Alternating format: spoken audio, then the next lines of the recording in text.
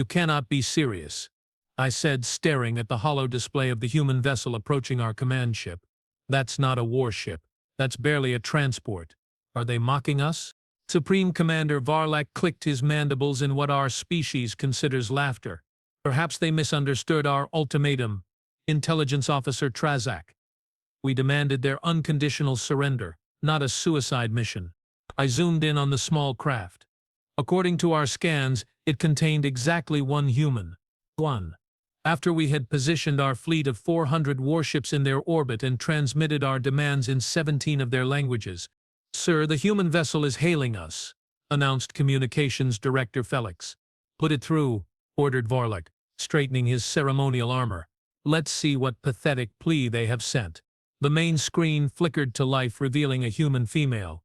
She had dark hair pulled back severely from her face and wore a simple gray uniform with no visible markings of rank or affiliation. Her expression was completely neutral, betraying nothing. Greetings, fleet of the Korindian Empire, she said in perfectly accented Korindian Prime.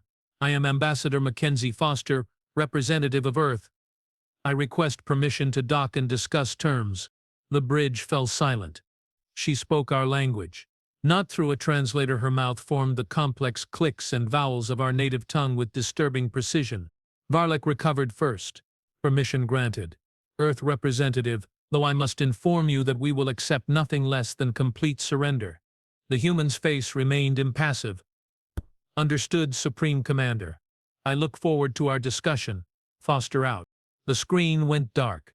Well, said Vrell Attack, turning to me with all four eyes blinking in sequence, a sign of amusement. This should be entertaining. Prepare the ceremonial surrender hall, and double the guard, just in case this is some primitive assassination attempt. Yes, Commander, I replied, though something about the human bothered me. She hadn't seemed frightened, or even concerned. Who sends a single unarmed diplomat to meet a conquest fleet? The humans, apparently.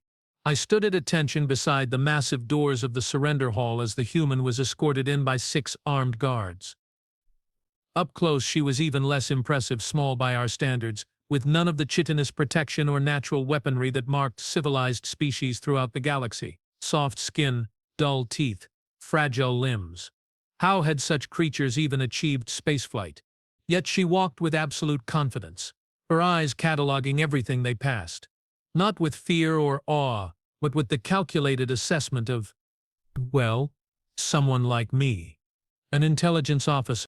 Ambassador Foster, announced the ceremonial guard, representative of Earth, to speak with Supreme Commander Vrell Attack of the glorious Korindian Empire.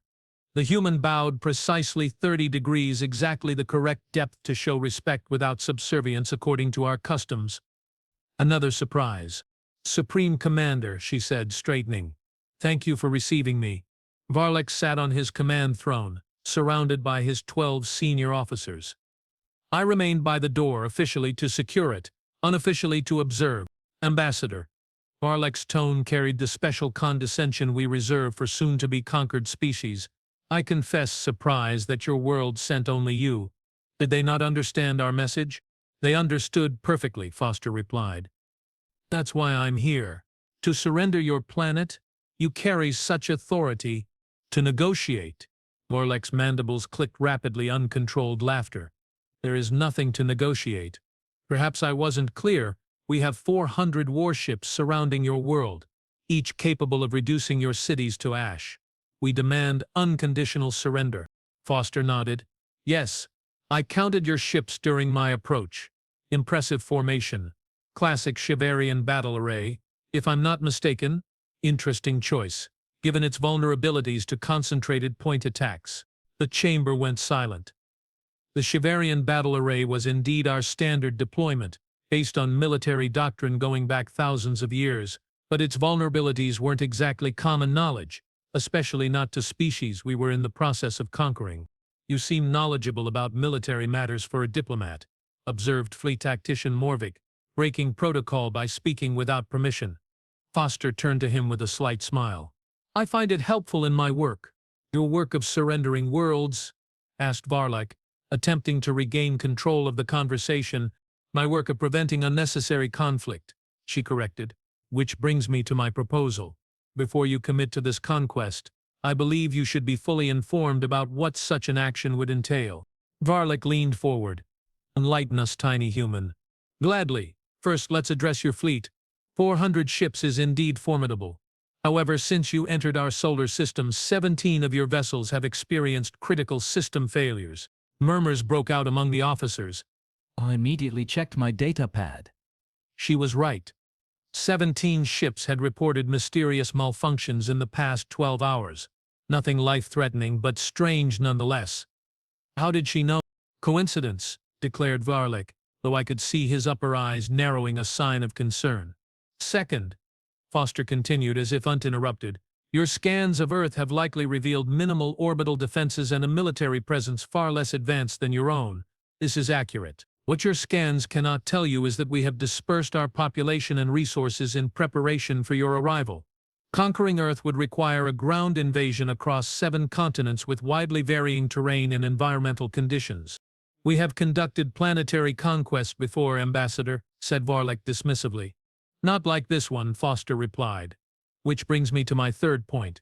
Humans have a rather unique evolutionary history that has made us particularly resilient. We evolved as persistence hunters. What does that mean? Demanded War Minister Grezak. It means, said Foster, that before we developed tools, we hunted by chasing prey until it collapsed from exhaustion. Not through superior speed or strength, but through sheer stubborn endurance. This trait permeates our culture and military doctrine. We don't have to win every battle, we just have to keep coming back. I found myself oddly disturbed by her calm description. Most species faced with annihilation would be pleading by now. Is this supposed to frighten us? Asked Varlic. Her primitive psychological warfare is amusing but ineffective. Foster shrugged a human gesture of casual dismissal that somehow seemed more threatening than any declaration of war. Not trying to frighten you, Commander.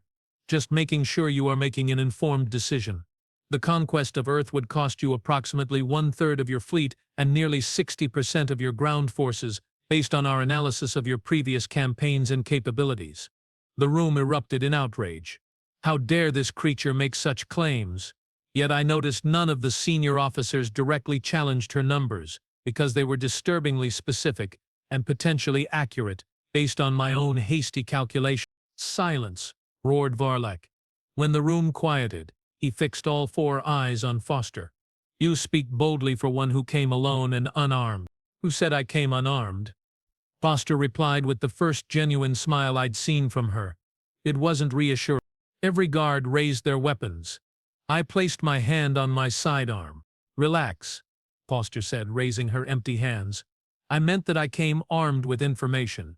For instance, I know that your empire is currently engaged in border disputes with the Vrell Attack. I know that committing to a prolonged conquest of Earth would leave your core systems vulnerable, and I know that your Emperor Zarkon would be displeased if his prized fleet was diminished right before the Centennial Review. Now she had gone too far.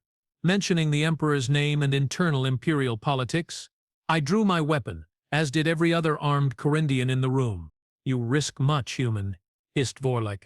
Actually, Foster said, somehow still perfectly calm with 20 weapons aimed at her, I'm trying to help you avoid risk. War with Earth benefits neither of us. We would suffer certainly, but so would you, more than you can afford right now. You suggest an alternative? Asked Varlic, motioning for the guards to lower their weapons. I kept mine ready. An alliance, said Foster. Earth recognizes the Korindian Empire as the preeminent power in this sector. We offer favorable trade terms, including exclusive access to several resources unique to our world. In exchange, we maintain our independence and gain the protection of your fleet against other potentially hostile powers.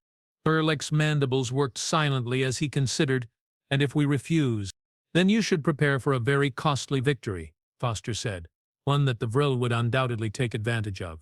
I couldn't believe what I was witnessing. This lone, physically unimpressive creature was dictating terms to the mightiest conquest fleet in the quadrant, and somehow making it sound reasonable. How do we know Earth can deliver on these promises of resources? Asked Resources Minister Telvac. Foster reached slowly into her pocket and withdrew a small metal cube. May I? Varlic nodded, and she placed the cube on the floor. It projected a holographic display of molecular structures and geological surveys. Element 37, she said. Your scientists have theorized its existence but haven't been able to synthesize it in stable form. We discovered natural deposits in our oceanic trenches. It's the key component you need for your dimensional phase technology to work efficiently. I gasped audibly. The dimensional phase drive was our most closely guarded military secret, the technology that gave our ships their edge in battle. How could she possibly know about it, let alone its technical limitations? I need to confer with my officers, Varlick said stiffly. You will be escorted to a holding area. Foster nodded, retrieving her holographic projector. Of course, I will be ready to continue our discussion whenever you are. As the guards led her out, she caught my eye and gave me a small nod, as if we shared some secret understanding. It sent a chill through all 8 segments of my spine. She's lying, insisted War Minister Grizak. The humans cannot possibly know our military weaknesses or have technology advanced enough to cause our ship malfunctions. The command staff had been arguing for nearly an hour in Varlick's private strategy chamber. I stood against the wall, present only because the Supreme Commander had specifically requested my assessment. The malfunctions are real, countered Fleet Engineer Dovin, and they follow no pattern we can discern. Some affected systems should be impossible to access remotely. What about her claims regarding Element 37? Asked Varlick, turning to Science Minister Helax. If humans have indeed discovered stable Element 37, it would be valuable beyond measure, admitted Helax. It would solve our phase drive efficiency problems and potentially allow for applications we have only theorized. And the Vrell situation. Varlick turned to me. I swallowed nervously. Her intelligence suggests the Vrell are indeed watching our deployment closely. Supreme Commander, they have moved 3 battle groups to within striking distance of the Coriolis system. So the human knew exactly which pressure points to target, mused Varlick. The question is how. Perhaps they have been observing us longer than we realized, I suggested, or they have sources within the Empire. Spies impossible, snapped Grizak. Is it? Asked Varlick. Intelligence Officer Trazak, your assessment of the human ambassador. All eyes turned to me. I chose my words carefully. She displays knowledge she shouldn't possess, and confidence she has no right to feel. She speaks our language fluently and understands our customs. She analyzes military matters with professional expertise despite her diplomatic role. I paused. In my opinion, she is not merely a diplomat. What then? Demanded Grizak. If she were Korindian, I would say she was military intelligence, Special Operations Division, I replied. Her behavior is consistent with our own infiltration specialists. A spy disguised as a diplomat. Varlick's mandibles twitched thoughtfully. Or a soldier trained as a diplomat, I suggested. Either way, I believe her threat assessment may be accurate. The humans knew exactly who to send, someone who could speak our language in every sense. You sound almost admiring, Trazak, observed Morvik suspiciously. I respect competence, I replied, even in a potential enemy. The question remains, interrupted Varlick. Do we proceed with the conquest or consider her proposal? The room divided quickly. The military officers argued for immediate attack, claiming the human was bluffing. The ministers of science, resources, and commerce argued for at least exploring the trade possibilities.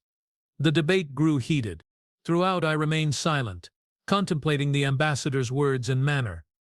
There was something I was missing, something important. Enough, declared Varlick finally. I have made my decision. We will test the human's claims. If she has been truthful about Element 37 and can provide a sample for testing, we will consider her proposal. If not, we attack immediately. Trazak, bring her back. I found Ambassador Foster sitting calmly in the holding cell, not pacing or showing any signs of anxiety as most species would in her position. The Supreme Commander requests your presence, I said formally. She stood smoothly. Lead the way, Intelligence Officer Trazak. I startled slightly. How do you know my designation? The same way I know you are the 3rd son of House Meverax, educated at the Imperial War College and decorated for your work uncovering the Plithian conspiracy, she replied casually. Research. I stared at her, mandibles slack with shock. My family connection was not public knowledge. It was, in fact, something I had worked very hard to conceal given the disgrace House Meverax had suffered generations ago. Who are you really? I demanded, blocking her path. Exactly who I said. Ambassador Mackenzie Foster of Earth. She met my gaze steadily, though before that I served 20 years in what we call special forces, specialized in alien psychology and unconventional warfare. When your fleet appeared, our leadership decided they might respond better to someone who understood the military mind. You were a soldier, I said. Not a question. Still am in many ways, she acknowledged, just fighting different battles now, with words instead of weapons. Why tell me this? Because you are the only one in that room who's actually trying to understand what's happening instead of just reacting to it, she said. And because when this is over, you are the one they will send to Earth as liaison. Better we understand each other now. I blinked, all four eyes in rapid succession, our expression of profound surprise. You are very confident. I have run the scenarios. There's an 87% probability that's how this plays out. She gestured toward the door. Shall we? The Supreme Commander is waiting. As we walked, I found myself strangely comfortable in her presence, despite everything. These ship malfunctions, I said quietly. You're doing. Would it change your recommendation if I said yes? She asked, not answering directly. It would confirm you are more dangerous than you appear. She laughed, a pleasant sound, surprisingly melodic. Officer Trazak, humans are always more dangerous than we appear. It's practically our defining characteristic. We reached the command chamber doors. Before opening them, I turned to her. One last question. Why didn't your world send a fleet to defend itself? Our intelligence confirmed you have military vessels. Because, Foster said with that same unsettling smile, when you are genuinely confident in your position, you don't need to make a show of force. The Korindian Empire understands that better than most. As the doors opened and we entered, I realized what had been bothering me all along. Foster had never once acted like she was facing a superior force. From the moment she arrived, she had behaved as though she were the one with the upper hand. And now, watching her stride confidently towards Supreme Commander Vrell to resume negotiations that would determine the fate of her world, I was no longer certain she wasn't. Ambassador, Vrell began, we are prepared to discuss your proposal further, provided you can verify your claims regarding Element 30. Excellent, Foster replied, reaching into her pocket and producing a small, sealed container. I brought a sample for your scientists. Though I should warn you it's quite valuable, so we will expect it back if our negotiations prove unsuccessful. As she handed over the container, I caught another smile playing at the corners of her mouth. Not the smile of someone resigned to defeat, but the satisfied expression of a predator watching its prey walk willingly into a trap. For the first time since our fleet had surrounded Earth, I felt a new emotion regarding the humans. Concern, not for their safety, but for ours. Because Ambassador Mackenzie Foster hadn't come to surrender. She'd come to win, and I was increasingly convinced she knew exactly how to do it. The Science Ministry testing chamber hummed with activity as our best researchers examined the sample Ambassador Foster had provided. I stood near the back watching both the scientists and the human. Foster appeared completely at ease, as if the fate of her world wasn't hanging in the balance. Preliminary analysis confirms it, announced Science Minister Helax, his voice tinged with poorly concealed excitement. This is indeed stable element 37. The molecular structure matches our theoretical models precisely. Supreme Commander Vrell's outer mandibles twitched, a sign of intense interest he was trying to suppress. You are certain? This isn't some primitive forgery? Impossible to forge, replied Helax. The quantum resonance patterns are unmistakable. This element exists nowhere else in known space. We have been searching for a stable version for 3 centuries. Foster smiled politely. As I mentioned, we have substantial deposits, enough to supply your entire fleet's needs for the foreseeable future. And in exchange, you want protection and independence. Vrell stated, all 4 eyes fixed on the human. Plus normalized diplomatic relations and preferential trade status, Foster added casually, as if requesting a minor concession rather than a complete reversal of our conquest plans. Vrell turned away, pacing the length of the chamber. The room fell silent, except for the hum of the analysis equipment. Finally, he stopped and faced Foster again. How do I know this isn't simply a delay tactic? That once we withdraw, you won't renege on our agreement? You don't, Foster replied with surprising candor. Just as we don't know that you won't return with an even larger fleet once you have secured this initial supply of Element 13-7. Trust must begin somewhere, Commander. Trust is a luxury in warfare, Vrell countered. Which is precisely why I'm suggesting we stop thinking of this as warfare and start thinking of it as an opportunity, Foster said. May I show you something else? Vrell nodded curtly. Foster withdrew another device from her pocket different from the holographic projector she'd used earlier. This one expanded into a thin, transparent screen. These are real-time images from Earth, she explained. I'd like you to see what you'd be fighting against and what you'd be gaining as an ally.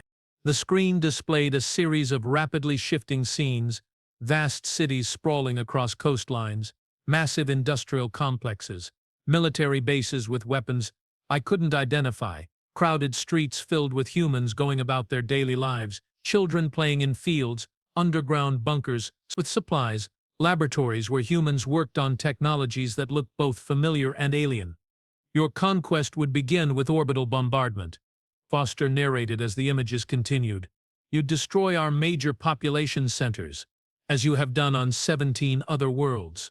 But unlike those worlds, we have prepared for this possibility. The images shifted to show enormous underground complexes. These shelters house approximately 40% of our population.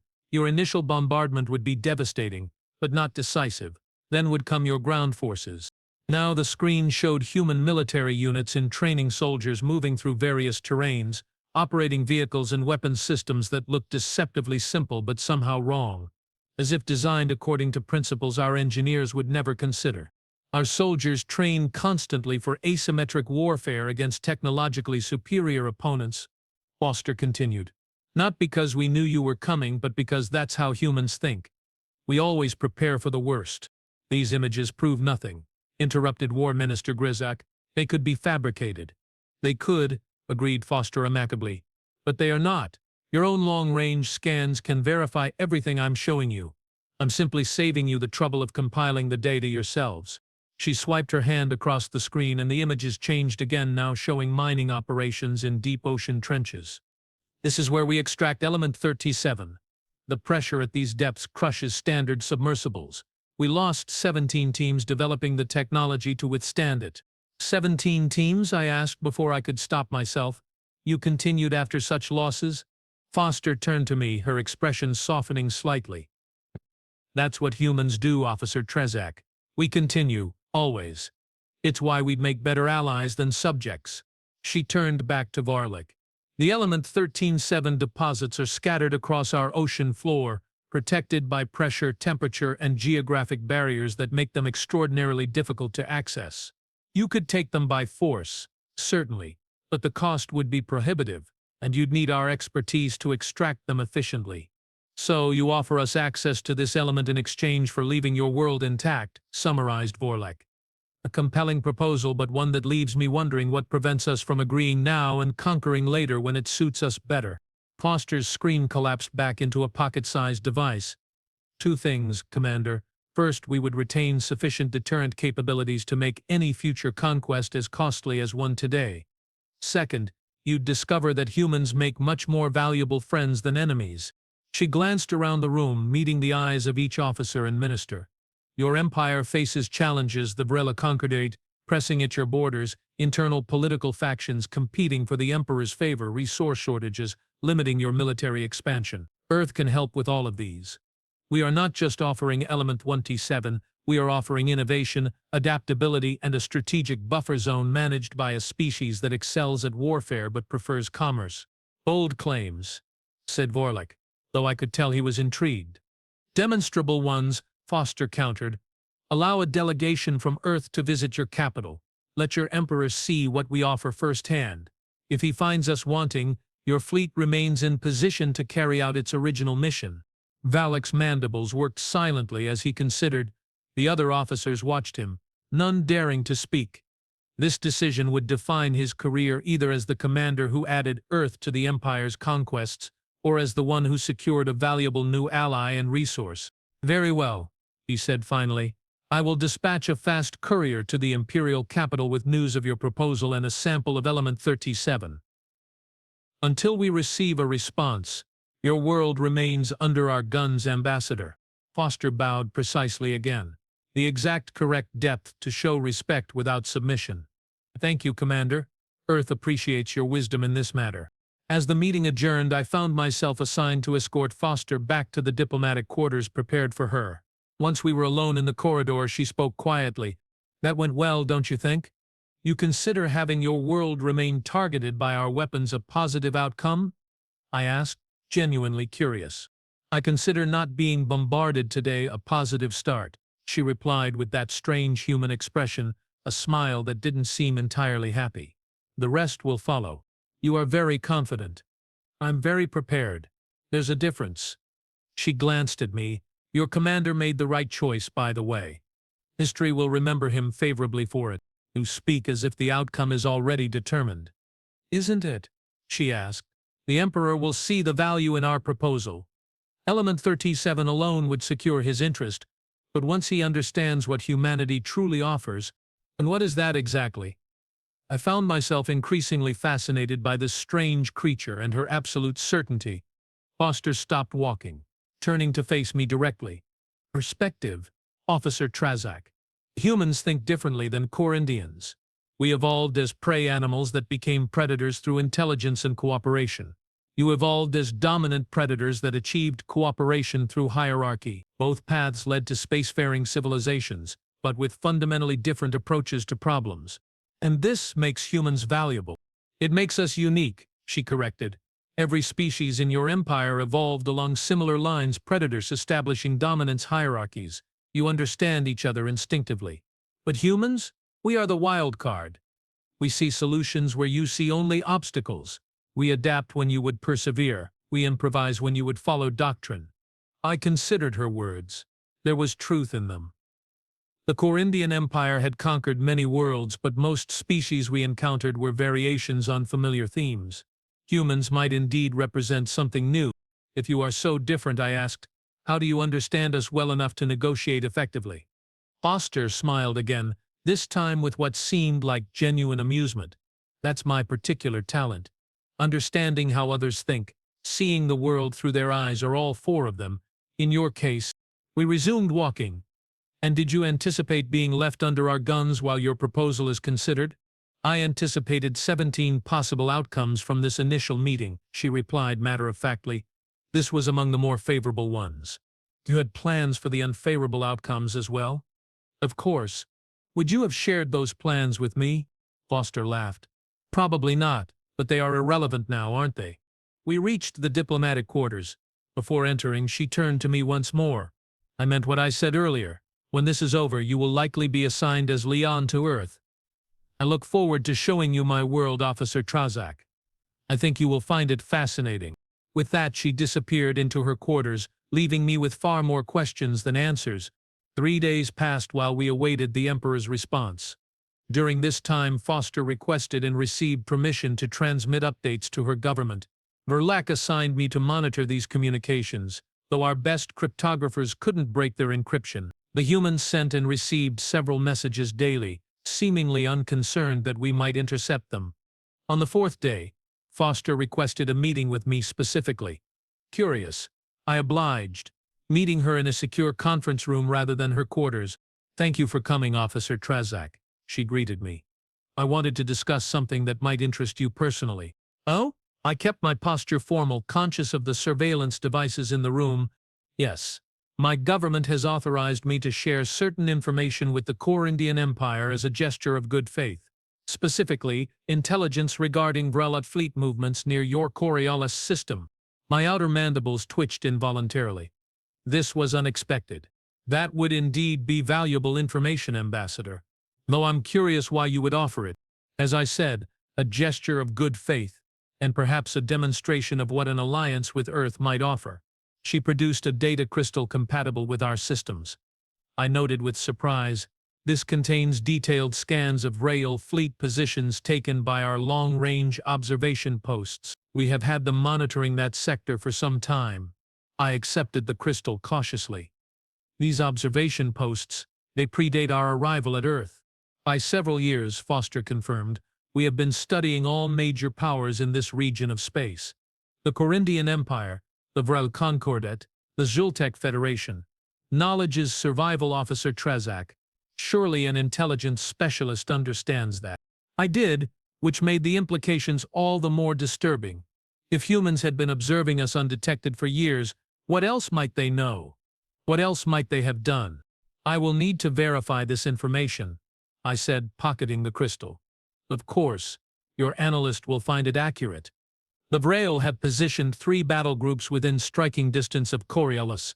They are waiting to see if your conquest of Earth weakens your fleet as expected, and you are simply giving us this intelligence. Foster shrugged. We have no love for the Vrell. Their biological experimentation practices would make them poor neighbors. Between potential conquerors, we prefer you. High praise, I replied dryly. She laughed, that musical sound that still seemed so strange coming from such a physically unimposing creature. The Korindian Empire at least has concepts of honor and fair play.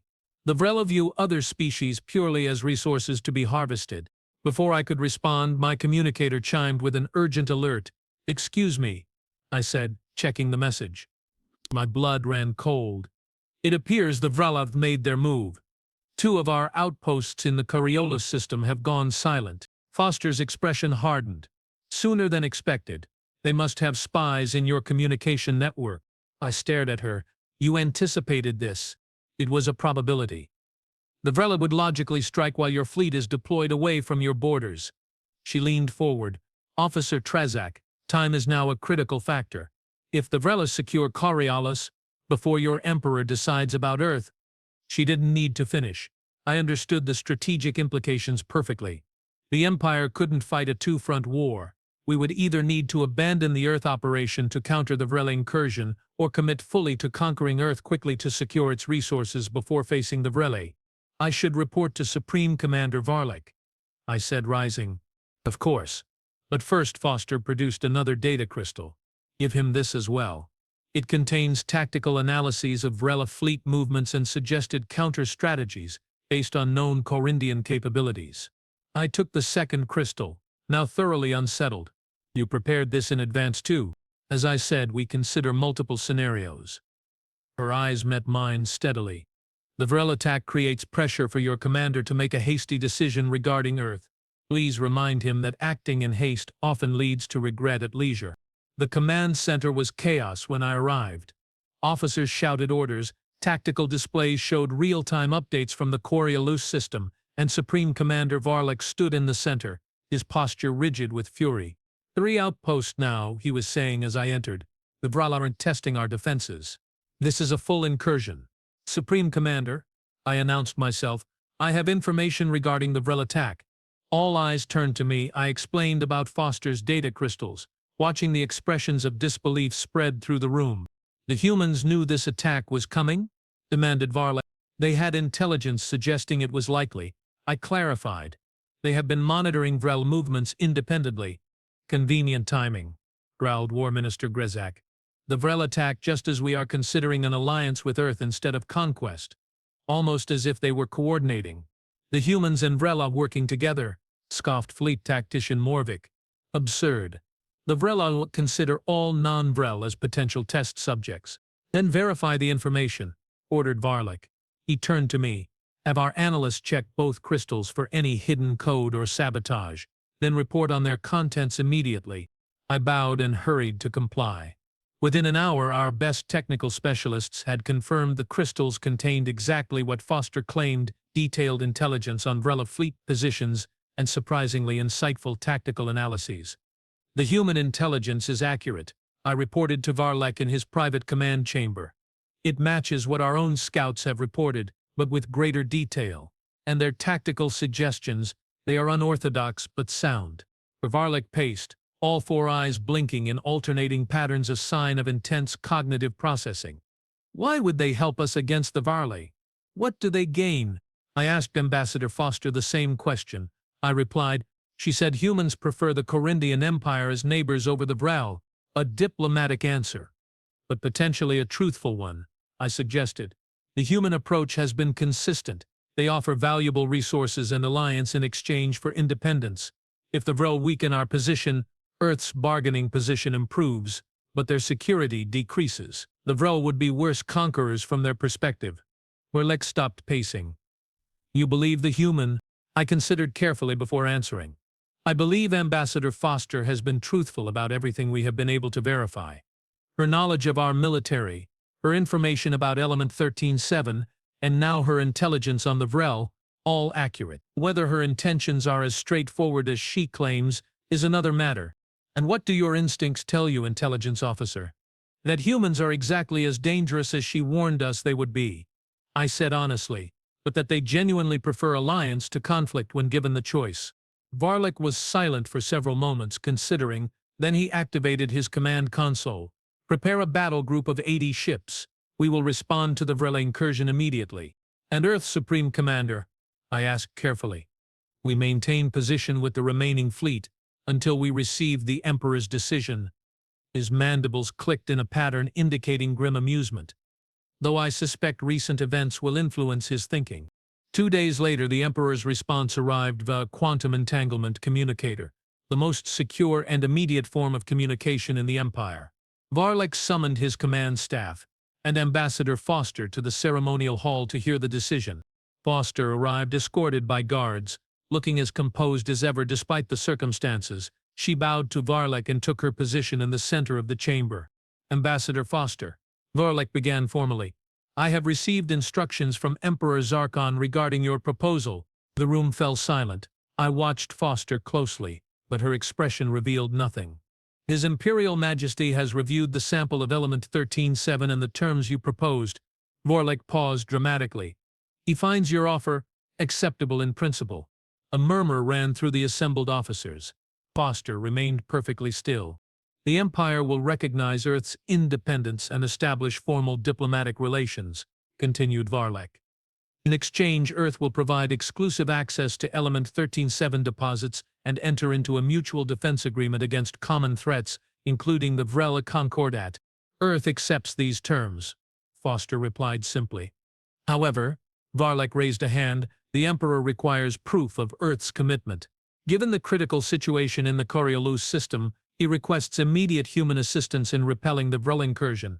Now Foster's expression changed slightly, a subtle narrowing of the eyes that I had learned indicated intense concentration. What form of assistance does the Emperor envision? She asked carefully. Military support, replied Vrell, a demonstration of human capabilities against our common enemy. Foster nodded slowly. I anticipated such a request might arise. Earth is prepared to offer tactical support against the Vrell, with certain conditions. Those being?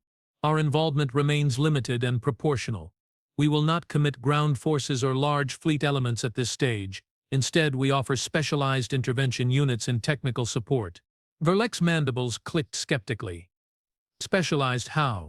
Foster smiled, that unsettling expression that never failed to make me uneasy. We have developed certain countermeasures specifically effective against Vrell technology. Small teams deploying these measures can neutralize Vrell advantages while your conventional forces engage them directly. You developed weapons specifically to fight Vrell? I couldn't help asking. Before ever encountering them, we developed contingencies for all potential threats, Officer Trezak. Foster replied. The Vrell's reliance on biological technology and neural interfaces presented unique vulnerabilities we could exploit if necessary. The implications were staggering. If humans had developed specialized countermeasures for Vrell technology, had they done the same for Korindian systems? Was that how they had caused our ship malfunction?